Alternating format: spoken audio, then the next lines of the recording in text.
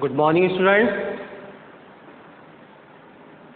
आज का क्लास जो होगा BSc first year mechanics and wave motion, आपका बुक है, फिजिक्स का पहला पेपर है। उसमें हम आज आपको पढ़ाएंगे डैम्प्ड ऑक्सीलेशन। पिछली वीडियो में हमने आपको free oscillation, damped oscillation, forced oscillation, maintained oscillation के बारे में बताया था। तो आज हम चलते हैं इसका डिफरेंशियल इक्वेशन सॉल्यूशन, उसके बाद इसका केसेस हैं, critical damping, heavy damping, light damping, इसके बारे में हम अच्छे से डिस्कस करेंगे। तो कॉपी पेन निकाल लीजिए, हमारे साथ तैयार हो जाइए नए टॉपिक के लिए। Damped oscillation,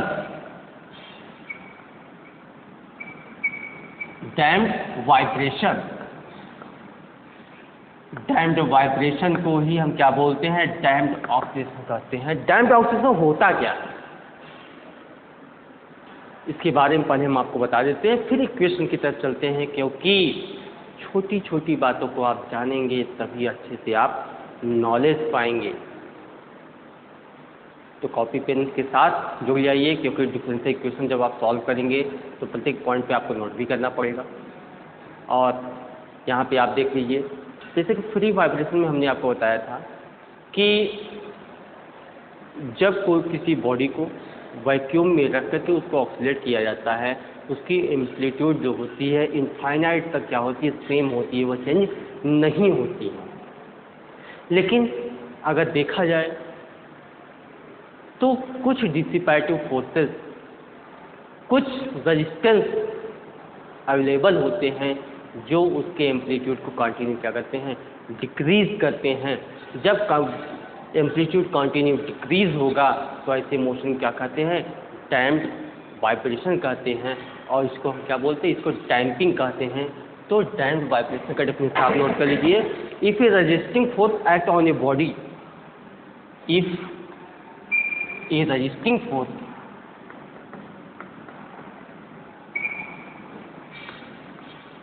acting on a body executing simple harmonic motion, executing simple harmonic motion,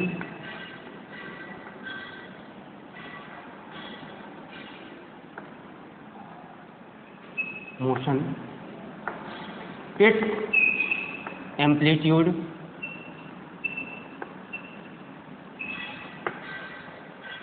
continue, amplitude does not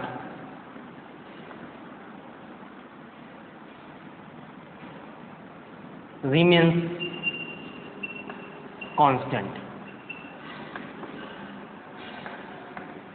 Its amplitude continue decreases.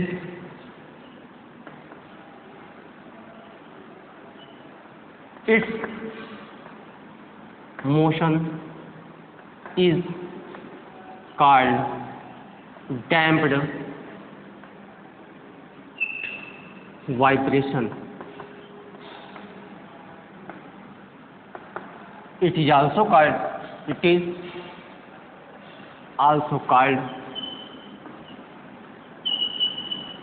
damping. फिर डेफिनेशन आप एक बार देख लीजिए कि फिर resisting force act on a body executing simple harmonic motion, vibration does not remains constant, या कह सकते हैं कि amplitude does not remains constant but decreases, such vibration known as damped vibration. यहाँ पे जब कोई बॉडी क्या कर रहा है? सिंपल हार्मोनिक मोशन में कर रहा है। सिंपल हार्मोनिक मोशन में बोथ साइड क्या होता है? एम्पलीट्यूड सेम होता है। और यहाँ पे यदि कोई एक्सटर्नल फोर्स वाय कारक इसको प्रभावित कर रहा है, जिसका एम्पलीट्यूड जो होता है वह धीरे धीरे कंटिन्यू लगातार घटता जाता है। ऐसे मोशन को हम क्या कहते हैं? डैम्प्ड वाइब्रेशन या डैम्प्ड ऑक्सीलेशन कहते हैं। इसके बीच में अगर टाइम और डिस्प्लेसमेंट के बीच में अगर हम ग्राफ को प्लॉट करते हैं, ये मान लीजिए y क्या है? आपका डिस्प्लेसमेंट है, टी क्या है आपका टाइम है। टाइम और डिस्प्लेसमेंट के बीच में अगर ग्राफ को हम प्लॉट करते हैं तो हम देखते हैं कि इसका जो एम्पलीट्यूड होता है, इसका जो एम्पलीट्यूड होता है वो कंटिन्यू क्या करता है, डिक्रीज करता है। यहाँ थोड़ा देख लीजिए,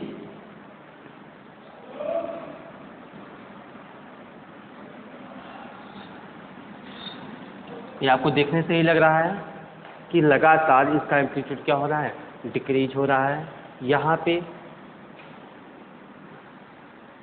एक वाइब्रेशन, 2 वाइब्रेशन, 3 वाइब्रेशन, इस प्रकार से वेव फॉर्म बन रहा है। यहाँ पे number of oscillation in 1 second are called frequency, time taken in 1 vibration are called time period. अर्थात दोलन करने वाली वस्तु एक पूरा दोलन करने में जितना समय लेता है वह उसका आवर्तकाल कहलाता है, और दोलन करने वाली वस्तु 1 सेकंड में जितनी बार दोलन करती है वह उसकी आवृत्ति कहलाती है। ठीक है, यहाँ पे अगर हम एक पेंडुलम ले लें, यहाँ पे अगर हम एक पेंडुलम ले लें और यहाँ पे यह किसी ऑयल में या एयर फ्रिक्शन इसको प्रभावित कर रहा है, जिसका एम्पलीट्यूड क्या होगा, कंटिन्यू आप देखेंगे कि घटता जाएगा। एक समय ऐसा आएगा वह क्या होगा, इक्विलिब्रियम पोजीशन में आ जाएगा। ऐसे मोशन को हम बोलते हैं डैम्प्ड वाइब्रेशन कहते हैं। ठीक है, अगर हम यहीं पे एक स्ट्रिंग ले लें, एक स्ट्रिंग ले लें, स्ट्रिंग मतलब डोरी को ले लें, उसके जैसे मान लीजिए यही आप क्या है, स्ट्रिंग है, यही आपका स्ट्रिंग है, इसके दोनों सिरों को हम क्या कर दें, क्लैंप कर दें, बांध दें, इसके दोनों सिरों को बांध के हम क्या करें, इसको स्ट्रैक कर दें। तो इसके बाद यहाँ पे यह क्या है आपका स्ट्रिंग हम मान लेते हैं। अब इसका दोनों सिरा क्या कर दिए हम, बांध दिए हैं। उसके बाद इसको हम खींच के छोड़ दें, इसको खींच के छोड़ दें। यहाँ पे एयर रेजिस्टेंस भी अवेलेबल है। जब एयर रेजिस्टेंस अवेलेबल है, फर्स्ट केस में इसका जो ग्राफ बनेगा इस प्रकार से बनेगा। सेकंड केस में क्या होगा, धीरे धीरे आप देखेंगे कि इसकी एम्पलीट्यूड भी क्या हो जाती है, धीरे धीरे यह इसका एम्पलीट्यूड घटता जा रहा है, इसका एम्पलीट्यूड धीरे धीरे घटता जा रहा है। और जब एम्पलीट्यूड कंटिन्यू घट रहा है, एक समय ऐसा आएगा ये क्या होगा, इक्विलिब्रियम पोजीशन में आ जाएगा। ऐसे वाइब्रेशन को डैम्प्ड वाइब्रेशन कहते हैं। इसका एग्जांपल, इसका आपका डेफिनेशन है, इसको नोट कर लीजिए। उसके बाद हम आपको बताते हैं differential equation of damped vibration. ठीक है, इसको आप नोट कर लीजिए। It is the most topic of BSc first year, इसको नोट कर लीजिए।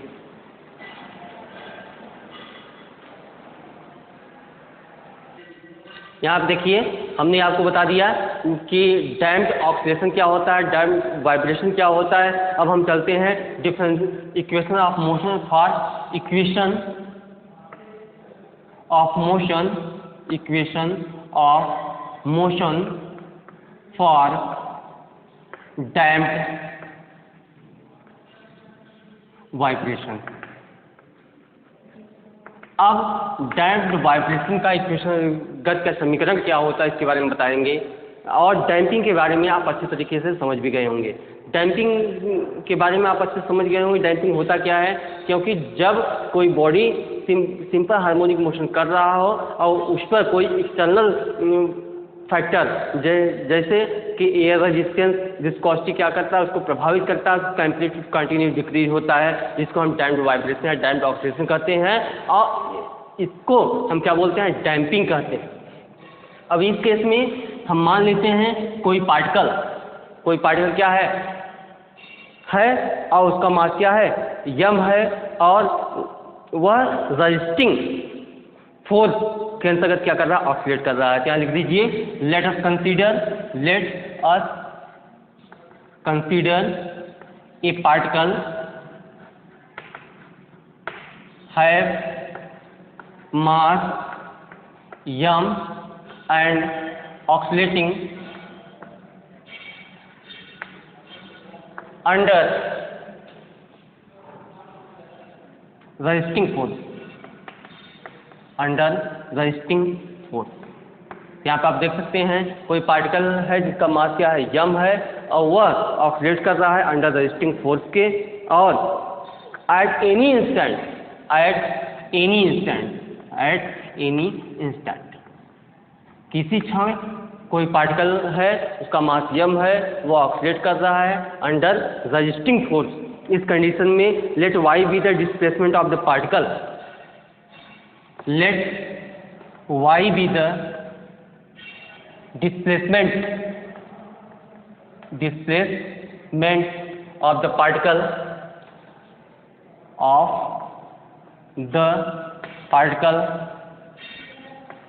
from equilibrium position। कोई पार्टिकल है जिसका मास m है, वह रेजिस्टिंग फोर्स के अंतर्गत किसी समय क्या कर रहा है, ऑक्सीडेशन कर रहा है, और इक्विलिब्रियम पोजीशन से उसका डिस्प्लेसमेंट क्या है, y है। और इस कंडीशन में देन द वेलोसिटी एंड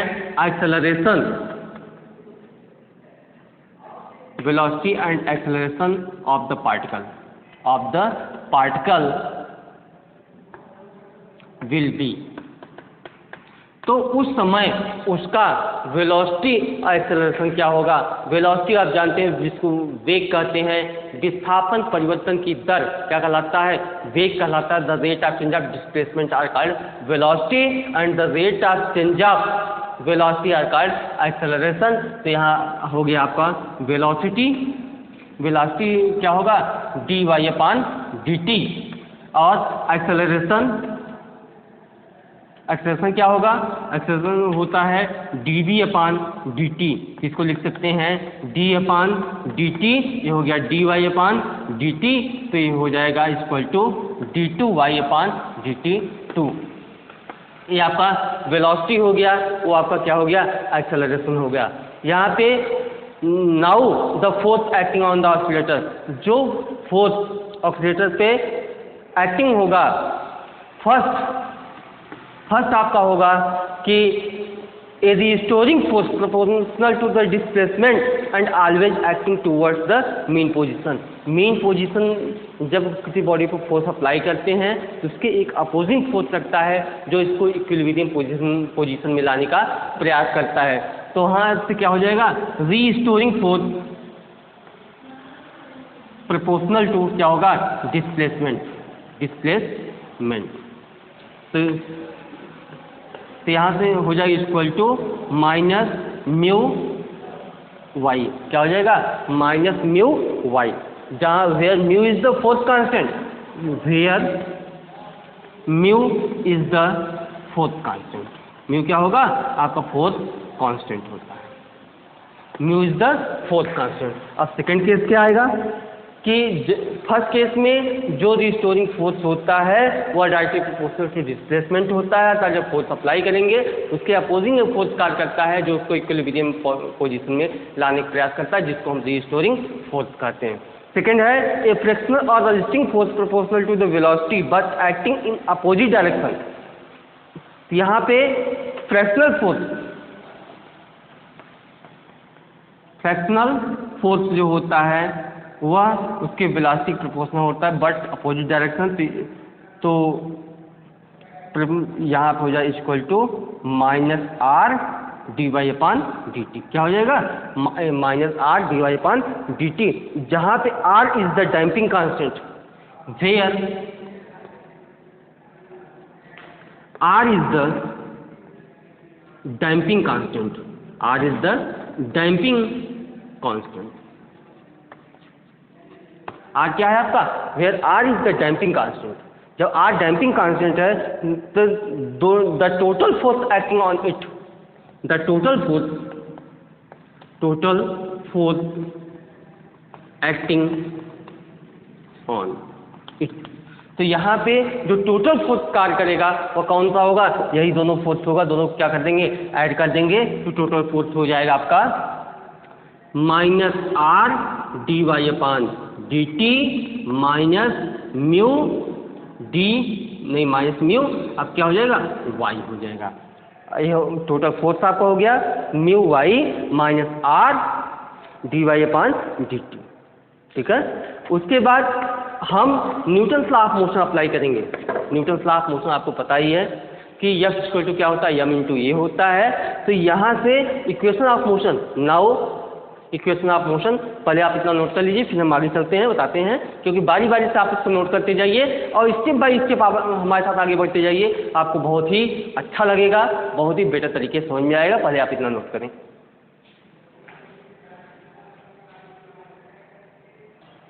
अब यहाँ देखिए, आपको टोटल फोर्स मिल गया था, टोटल फोर्स मिला था -r dy/dt -μy, ठीक है, by Newton's law, by Newton's law क्या होता है, force equal to mass into acceleration.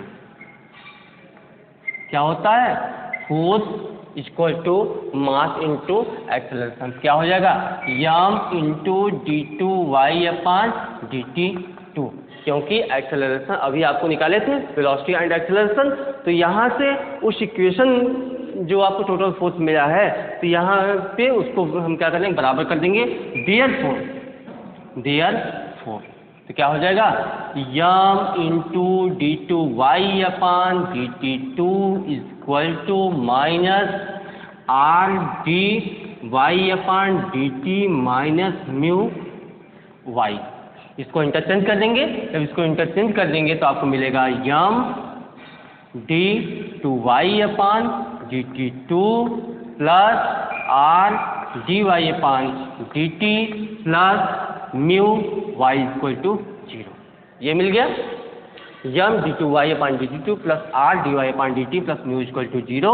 इसको हम लिख सकते हैं d2y/dt2 plus r by m dy/dt plus μ/m y equal to 0। ये आपको मिल गया। ये हमसे क्या किया, हमने दोनों साइड हमने डिवाइड कर दिया।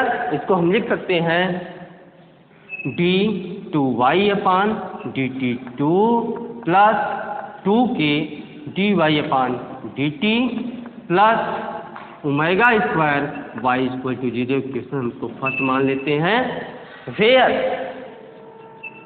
Where 2k equal to r by m and omega square equal to μ/m।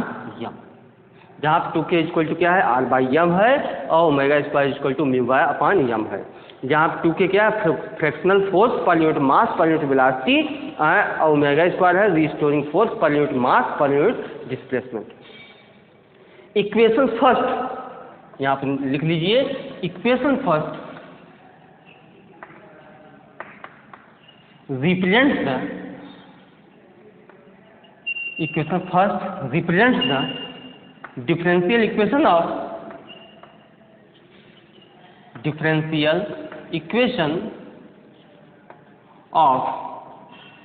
damped vibration। जहाँ पे जो आपका इक्वेशन फर्स्ट है वह डैम्प्ड ऑसिलेशन का डिफरेंशियल इक्वेशन शो करता है। यह क्या है, it is the linear differential equation for second order. It is, यहाँ लिख दीजिए, इट इज द लीनियर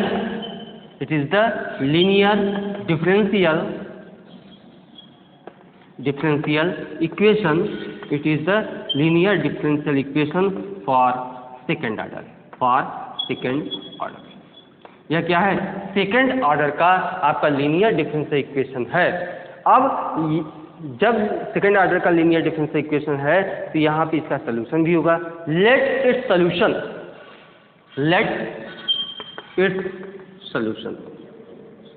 तो इसका सलूशन क्या होगा, y इक्वल टू a⁴t।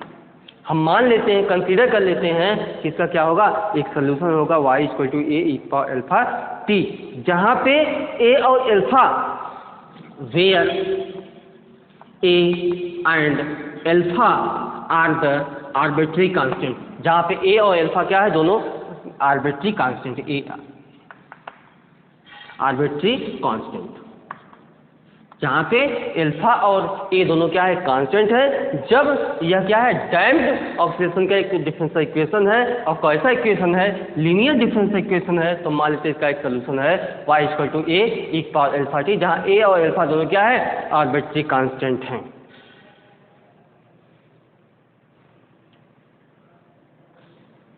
पहले आप इतना नोट करिए, फिर हम आगे चलते हैं।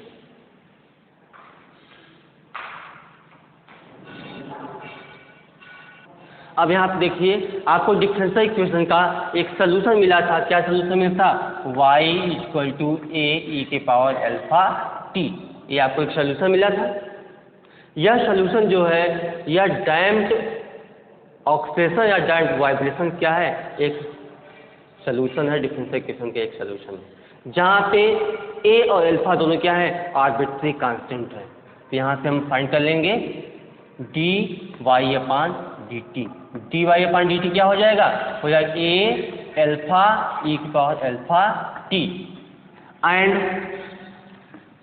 d2y/dt2 इक्वल टू क्या हो जाएगा, a अल्फा स्क्वायर e की पावर अल्फा टी। ये क्या किया हमने, dy/dt निकाली है, d2y/dt2 निकाली है।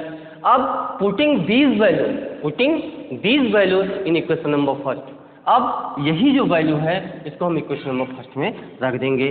Putting these value in equation first. Equation first आप क्या था, देखिए, अब इसकी जो वैल्यू है, इसकी वैल्यू को इक्वेशन नंबर फर्स्ट में हम पुट कर देंगे। इक्वेशन फर्स्ट क्या है, equation first is the differential equation for damped vibration या इक्वेशन फॉर डैम्प्ड वाइब्रेशन। तो यहाँ वैल्यू रख देंगे। तो वैल्यू इक्वेशन क्या था, इक्वेशन भी हम एक बार लिख दे रहे हैं, था d2y/dt2 plus 2k dy/dt plus यहाँ क्या था, r y = 0। यही इक्वेशन था, d2y/dt2 प्लस 2k, नहीं जी, यहाँ ओमेगा था, क्या था,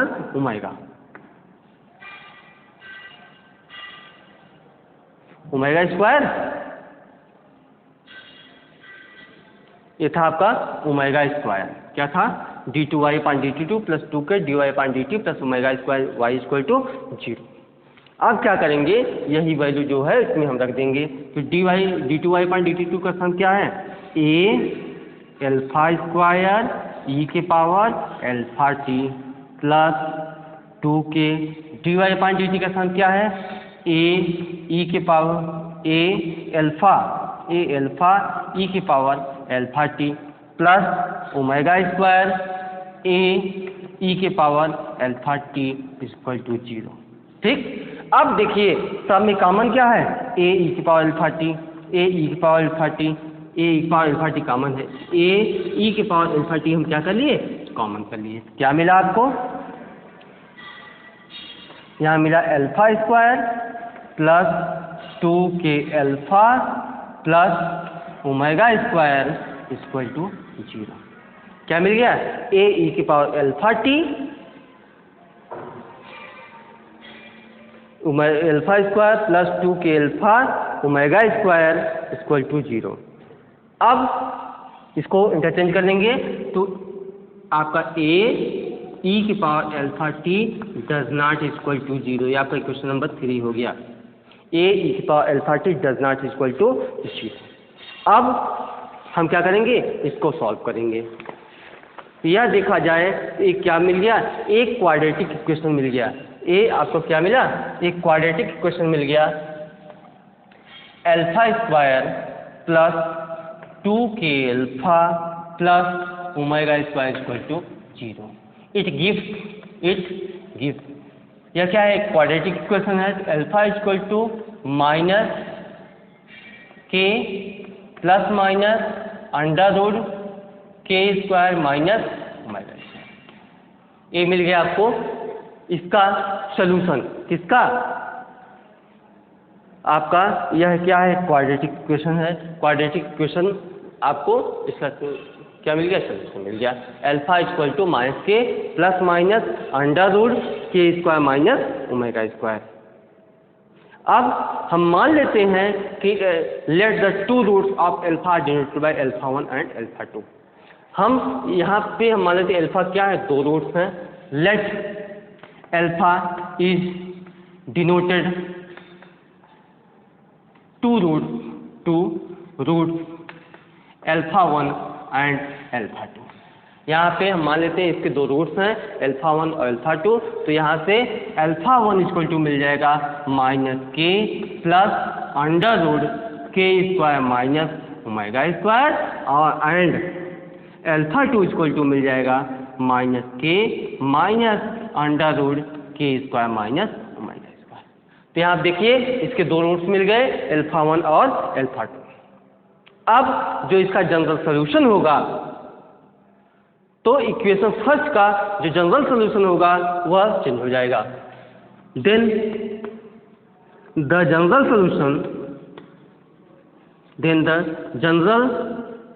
सोल्यूशन ऑफ इक्वेशन फर्स्ट।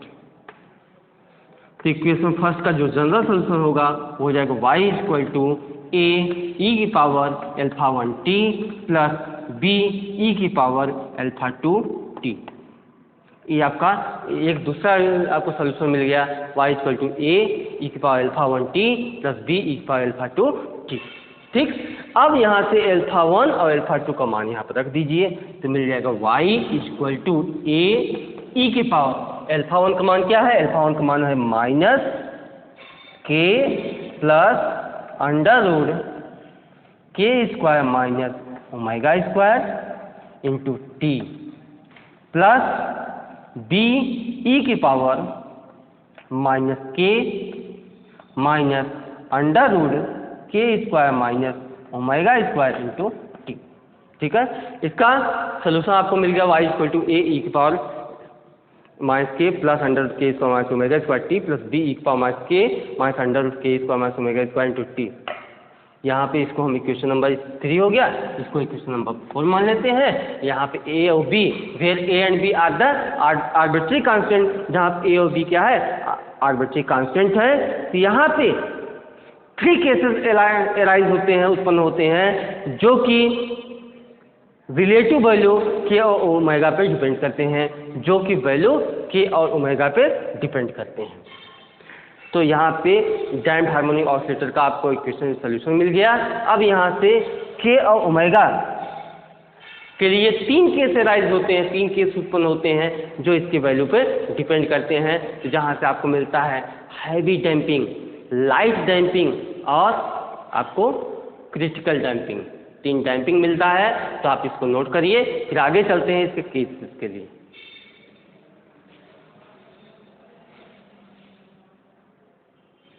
यहाँ देखिए अभी आपको एक सोल्यूशन मिला था, एक सोल्यूशन क्या मिला था कि y इक्वल टू 1 e की power alpha 1 t plus b e की पावर अल्फा 2 t।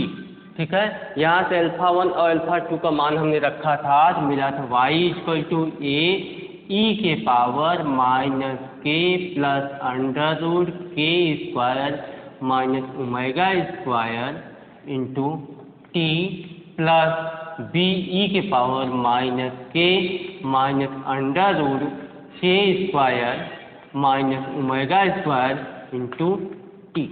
ठीक है, तो यहाँ से जो वैल्यू है के और ओमेगा, यहाँ पे के और ओमेगा की जो वैल्यू है वही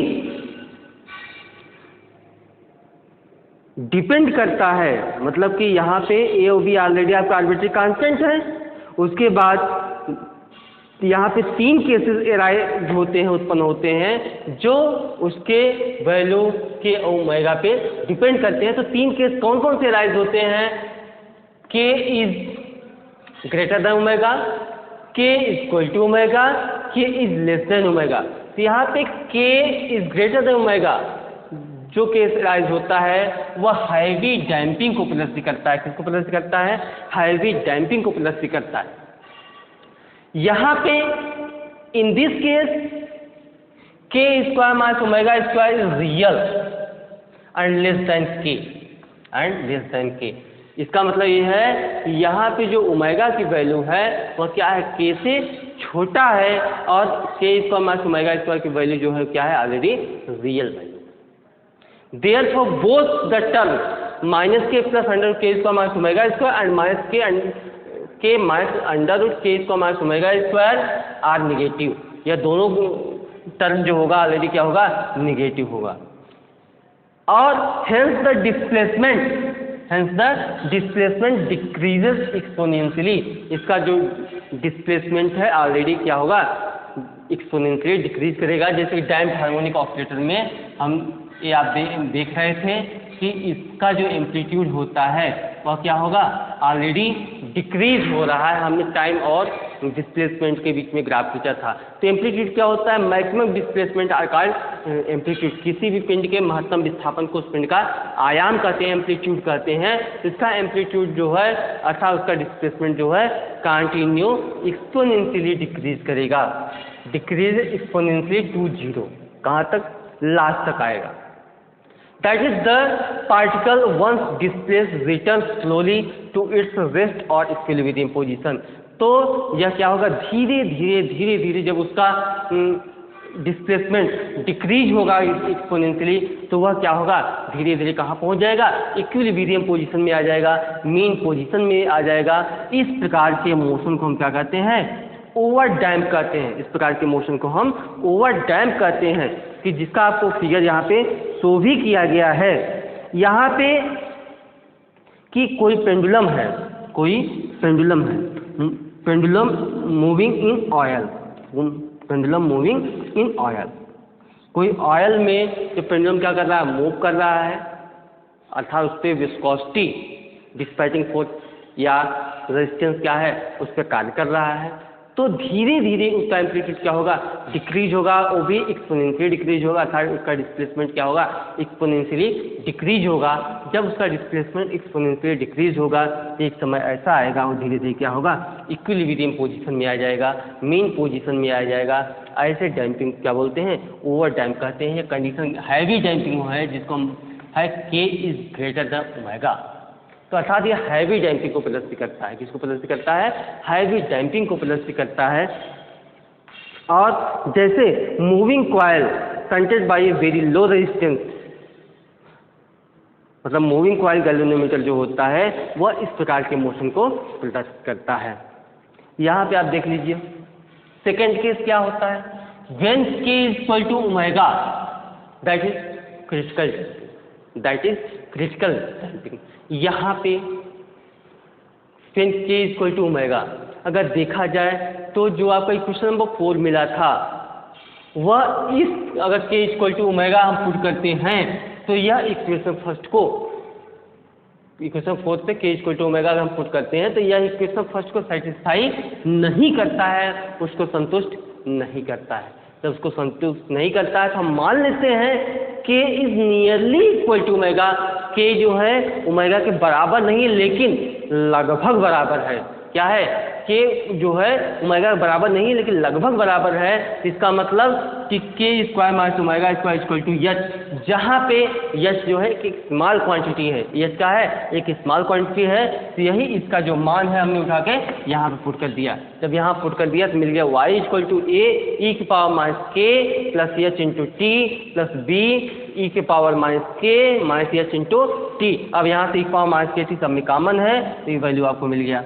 अब यहाँ से इसको हमने क्या किया, यहाँ से इसकी ये 1 हो जाएगा, ठीक है।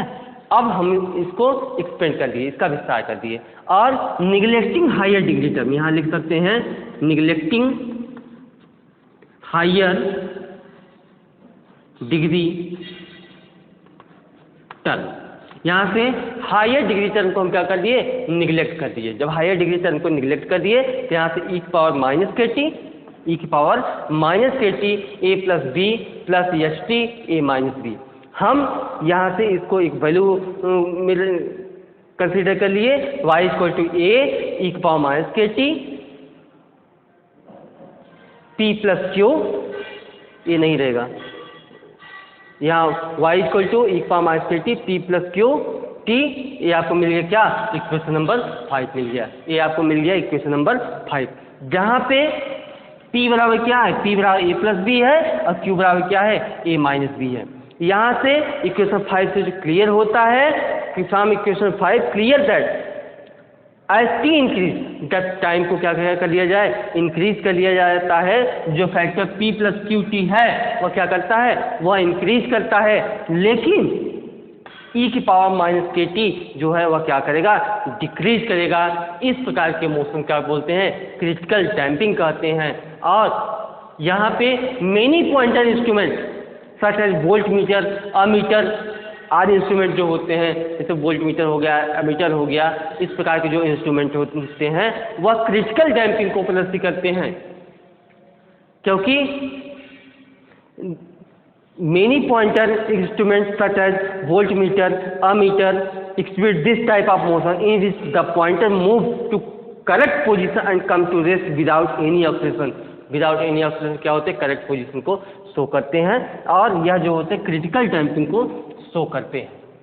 कब, जब k इक्वल टू ओमेगा, वास्तव में जब k इक्वल टू ओमेगा होता है तो वह इक्वेशन को सेटिस्फाई नहीं करता है। हम मान लेते हैं कि जो k है वो ओमेगा के लगभग बराबर है, न कि पूरी तरह से बराबर है। जैसे पॉइंटर इंस्ट्रूमेंट आपका वोल्ट मीटर हो गया, एमीटर हो गया, ये सब जो होते हैं क्रिटिकल डैम्पिंग को प्रदर्शित करते हैं। अब थर्ड केस आपका राइज होता है k is less than omega. पहले आप इसको इतना नोट कर लीजिए, फिर हम आगे चलते हैं।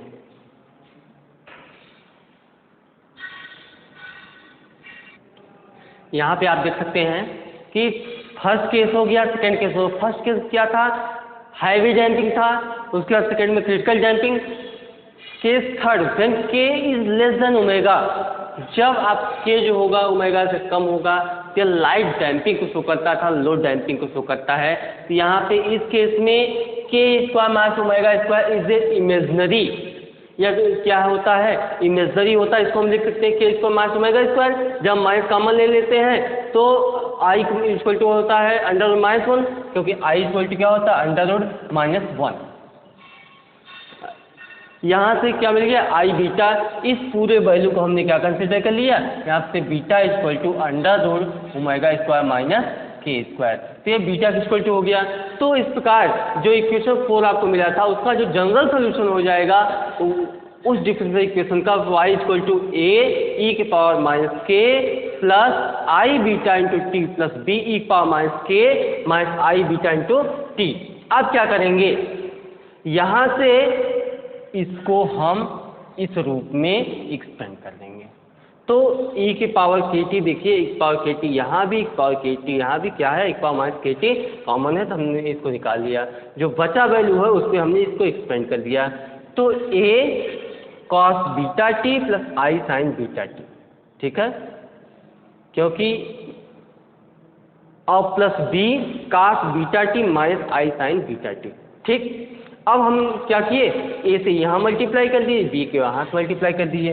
तो यहाँ से a, यहाँ से b, कॉस बीटा टी, तो a plus b cos beta t plus i यहाँ भी है, i यहाँ भी है, तो a minus b sign beta T. हम इसको इक्वेशन नंबर 6 मान लिए। अब क्या करेंगे, लेट अस पुट, अब इस इक्वेशन में a प्लस बी के स्थान पे a साइन फाई और i a माइनस बी के स्थान पे a काट फाई हमने पुट कर दिया। जब पुट कर दिया तो हमको इक्वेशन 6 से मिला e power minus k t a sine phi cos beta t plus a cos phi sine beta t. तो sine a cos b plus cos a sine b formula किसका होता है, साइन a प्लस बी का होता है। तो a e power minus k t sine beta t plus phi, ये किसके बराबर है, ये आपके y के बराबर है। तो अर्थात y equal to a e की power minus k t sine omega square minus k square t plus phi, अर्थात यही पे जो वैल्यू था बीटा का हमने वहाँ पर रख दिया। अब यह जो है डैम्प्ड हार्मोनिक ऑसिलेटर का यह डिफरेंशियल इक्वेशन का एक सॉल्यूशन है। और यह जो है कि जब k is less than omega होता है तो यह लाइट डैम्पिंग तथा लो डैम्पिंग को शो करता है। अब बात करते हैं frequency, amplitude and time period की।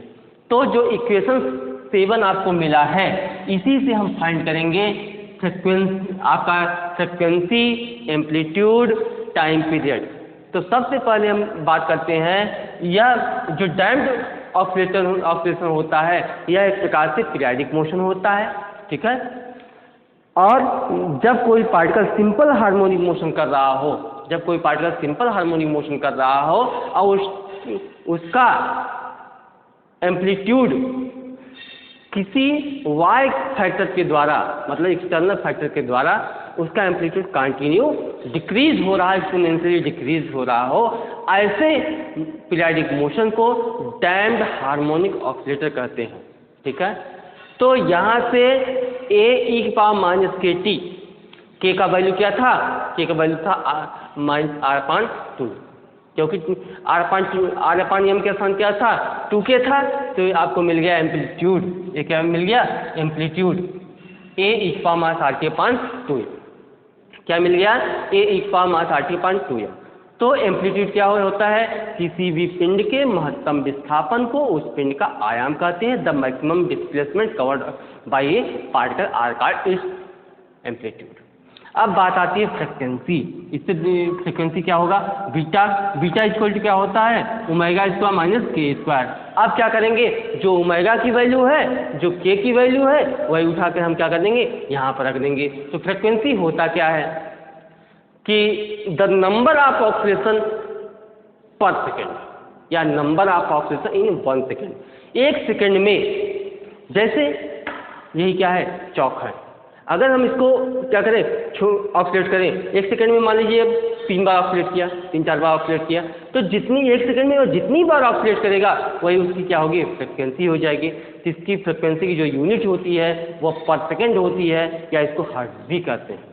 तो अर्थात बीटा इक्वल टू √ω² - k²। तो यहाँ से हमने वैल्यू रख दिया ω/m - R/2m का होल स्क्वायर। अब टाइम पीरियड की बात आती है, तो 2π/ω होता है, तो यहाँ t इक्वल टू 2π/β हो जाएगा। तो यहाँ से 2π/√μm - R/2m का होल स्क्वायर, ये हो गया टाइम पीरियड। टाइम पीरियड क्या होता है कि time taken one complete oscillation are called time period. अर्थात कोई दोलन करने वाली वस्तु एक पूरा दोलन करने में जितना समय लगाता है वह उसका क्या कहलाता है, आवर्तकाल कहलाता है, टाइम पीरियड कहलाता है। तो ये टाइम पीरियड हो गया, फ्रिक्वेंसी हो गया, एम्पलीट्यूड हो गया। अब आपको मिला equation number 8, equation number 9, equation number 10। यहाँ पे नोट पॉइंट आप नोट कर लीजिए, मोस्ट इंपॉर्टेंट है, इफ नो डैम्पिंग, यदि क्या हो, डैम्पिंग न हो, यदि डैम्पिंग न हो, then we put R equal to 0। जो डैम्प फैक्टर का मान होगा R इक्वल टू, वहाँ पे हम क्या कर देंगे, 0 पुट कर देंगे इन 8, 9, 10। जो आपका इक्वेशन 8, 9, 10 आपको मिला है, फ्रिक्वेंसी, एम्पलीट्यूड और टाइम पीरियड। जब डैम्पिंग नहीं होगा तो वहाँ पे इक्वेशन 8, 9 और 10 में हम क्या कर देंगे, R इक्वल टू 0 पुट कर देंगे। तो जो वैल्यू मिलेगा हमको वो फ्री ऑसिलेशन का हमको एम्पलीट्यूड, टाइम पीरियड और फ्रिक्वेंसी का मान मिलेगा। यहाँ पे pendulum, moving in air, coil of ballistic galvanometer and electrical circuit of LCR circuit, यह सभी जो होते हैं, यह किसका एग्जाम्पल होता है, यह आपका डैम्प्ड हार्मोनिक ऑसिलेटर का एग्जाम्पल होता है। और अगर डैम्पिंग नहीं है तो damping factor R equal to क्या कर देंगे, हम 0 कर देंगे। यहाँ पे इसको नोट कर लीजिए, एक हम न्यूमेरिकल आपको बता देते हैं, उसके बाद फिर आगे चलते हैं। ठीक है, इसको आप एक बार नोट कर लीजिए अच्छे से।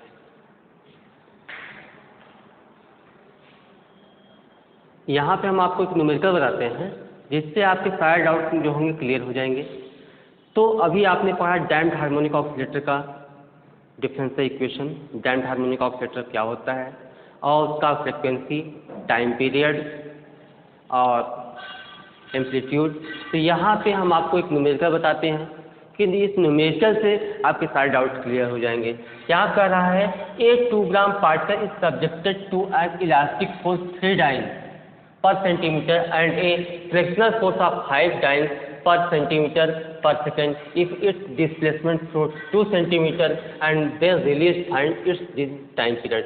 जैसे यहाँ पे मान लेते हैं कोई पेंडुलम ही है, ठीक है, कोई पेंडुलम ही है और उसका जो डिस्प्लेसमेंट है, उसका जो डिस्प्लेसमेंट है वो कितना है, 2 सेंटीमीटर। उसका जो डिस्प्लेसमेंट है 2 सेंटीमीटर है। यहाँ पे जो फ्रिक्शनल क्योंकि जो डैम्पिंग होगा जब किसी, जैसे कि simple pendulum place in oil, जब ऑयल में इसको प्लेस किया जाएगा तो यहाँ पे एक तरीके से फ्रिक्शनल फोर्स भी अप्लाई होगा, कांटेक्ट फोर्स जो होता है फ्रिक्शनल फोर्स होता है, तो यहाँ से एक इलास्टिक फोर्स भी लगेगा जो इसको इक्विलिब्रियम में लाने का प्रयास करेगा। और जो डैम्प्ड हार्मोनिक ऑसिलेटर का जो डिफरेंशियल इक्वेशन होता है वो होता है d2y upon dt2 plus 2k dy upon dt plus omega square y equal to 0। यहाँ पे 2k इक्वल टू क्या होता है, r अपान यम होता है, और ओमेगा स्क्वायर इक्वल टू होता है म्यू अपान यम होता है। ठीक, अब आपको निकालना क्या है, find its time period. Time period अभी हमने टाइम पीरियड का फार्मूला हमने आपको बताया है, क्या होता है t equal to 2 pi under root omega square upon omega square minus क्या होता है k square, omega square minus k square. अब गिवन दैट ध्यान दीजिए क्या क्या दिया हुआ है। सबसे पहले डिस्प्लेसमेंट, आपको डिस्प्लेसमेंट पहले मास दिया गया है 2 gram particle, Yama equal to 2 ग्राम, क्या दिया गया है, मास दिया गया है 2 ग्राम। उसके बाद म्यू दिया गया है, म्यू इक्वल टू दिया गया है 30 डाइन पर सेंटीमीटर, क्या दिया गया है 30 डाइन पर सेंटीमीटर। एंड फ्रिक्शनल फोर्स यहाँ पे आपको दिया गया है, कितना दिया गया है, फ्रिक्शनल फोर्स 5 डाइन, अर्थात R का मान कितना दिया गया है, R इक्वल टू दिया गया है 5 डाइन पर सेंटीमीटर सेकेंड पावर -1। तो हमको निकालना क्या है, ओमेगा निकालना है। तो ओमेगा इक्वल टू क्या होता है, अंडर रूट म्यू अपान यम, अंडर रूट म्यू अपान यम होता है। तो म्यू का मान कितना दिया गया है, म्यू का मान दिया गया है 30, यम का मान 2 दिया गया है, तो कितना हो गया अंडर रूट 15, क्या हो गया अंडर रूट 15। चलिए इसको अभी अंडर रूट 15 ही रहने दीजिए। अब उसके बाद के इक्वल टू होता है R अपान 2m, ठीक है। तो R का मान कितना दिया हुआ है, R का मान दिया गया है 5 और 2, यम का मान कितना दिया गया है, यम का मान दिया गया है 2, कितना हो गया 5/4, कितना हो गया 5/4। इसको लिख सकते हैं 1.5 का नंबर 5 मतलब 4 का नंबर 4, 4 दूनी 8, 4 पंचे 20, कितना आ गया 1.25, कितना आया 1.25। अब क्या करेंगे, अब यहाँ से k का मान मिल गया, यहाँ से ओमेगा का मान मिल गया, इसको उठा के यहाँ पर रख दीजिए। जब इसको उठा के रख देंगे t इक्वल टू होगा 2 × 3.14 upon under root omega square, मतलब यहाँ से हो जाए 15 माइनस 1.25 का आप स्क्वायर करेंगे। चलिए यहाँ पे अंडर रूट 15 का हम क्या कर दें, स्क्वायर कर दें, यहाँ पे 1.25 क्या कर दें, स्क्वायर कर देंगे। जब हम इसको सॉल्व करते हैं, इसको सॉल्व करके एक बार देख लीजिएगा, जब हम इसको सॉल्व करते हैं तो आता है 1.71 सेकेंड, क्या आता है t इक्वल टू 1.71 सेकेंड। तो भाई गुणा भाग तो आपको आता ही है, मल्टीप्लाई कर ही सकते हो, t इक्वल टू 1.71 सेकेंड आ गया। ये मिल गया आपको time period for damped harmonic oscillator के लिए। यहाँ इससे आपके सारे डाउट्स क्लियर हो गए होंगे। आगे आप एग्जांपल करिएगा, जो भी प्रॉब्लम होगी कमेंट जरूर करिएगा, आपके कमेंट का भी इंतजार रहेगा, लाइक का भी इंतजार रहेगा। और यहाँ से जो भी इम्पोर्टेंट टॉपिक हैं आपको बहुत अच्छी तरीके से बताया जाएगा, बहुत अच्छी तरीके से समझाया जाएगा। हमारे साथ लगे रहिएगा। नेक्स्ट वीडियो हम आपको देंगे 4th हार्मोनिक ऑसिलेटर का, उसका आप इंतजार करिए और अच्छे से पढ़ाई करिए। आपके उज्जवल भविष्य की कामना करते हैं और घर पे रहिए, सेफ रहिए। धन्यवाद।